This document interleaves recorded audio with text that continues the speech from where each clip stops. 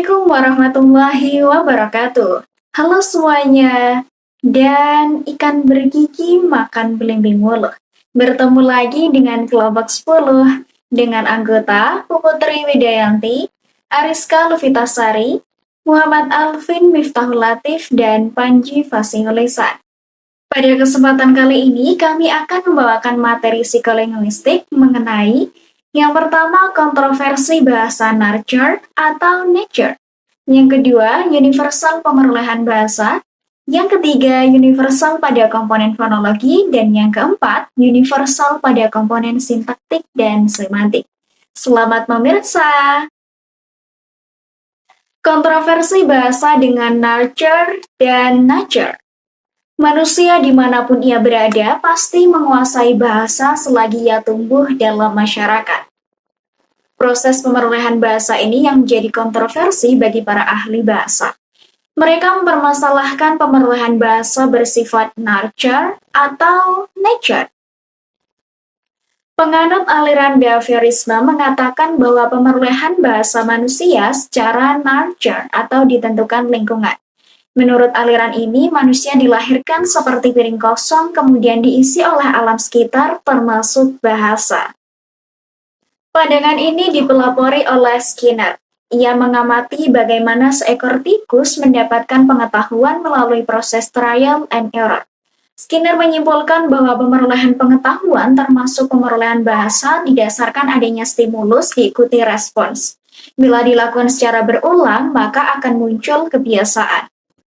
Pada tahun 1959, Chomsky berpendapat bahwa pemerolehan bahasa bukan berasal nurture, melainkan nature.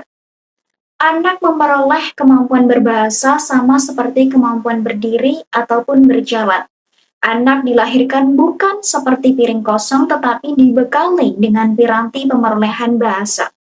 Menurutnya, nurture hanya menentukan bahasa apa yang akan digunakan anak. Faktor nurture dan nature tidak dapat dikesampingkan begitu saja. Karya fiksi Tarzan merupakan bukti nyata interaksi antara nurture dengan nature. Nature diperlukan karena tanpa bekal kodrati, makhluk tidak dapat berbahasa. Nurture juga dibutuhkan karena tanpa input dari alam sekitar, bekal kodrati tidak akan terwujud. Baik, yang selanjutnya adalah universal pemerolehan bahasa. Proses pemerolehan bahasa berkaitan erat dengan konsep universal. Sifat kodratif komponen bahasa mempengaruhi sejauh mana konsep universal dalam pemerolehan bahasa. Komponen fonologi lebih terkait pada komponen biologi manusia. Komponen sintaksis dan semantik mempunyai kadar yang lebih rendah. Selanjutnya, saya akan menjelaskan terkait universal pada komponen fonologi. Menurut Rowan Jacobson, pemerolehan bunyi berjalan selaras dengan kodrat bunyi itu sendiri. Bunyi yang pertama kali keluar saat anak berbicara adalah kontras bunyi antara bunyi vokal dan bunyi konsonan. Bunyi vokal yang pertama kali keluar adalah bunyi A, I, U. Bahasa manapun pasti memiliki ketiga bunyi tersebut, dan bunyi A merupakan bunyi yang termudah untuk diucapkan. Sekarang kita akan membahas mengenai universal pada komponen sintaktik dan semantik. Komponen semantik dan sintaksis memiliki keuniversalan lebih rendah daripada komponen fonologi. Namun, pola-pola kalimat diperoleh secara universal. Anak memulai ujaran dari satu kata kemudian berkembang menjadi dua kata. Dalam subkomponen morfologi, afiks inflesional cenderung lebih dahulu dikuasai daripada afiks derivasional. Pada umumnya, anak menguasai nominal lebih awal dari verba.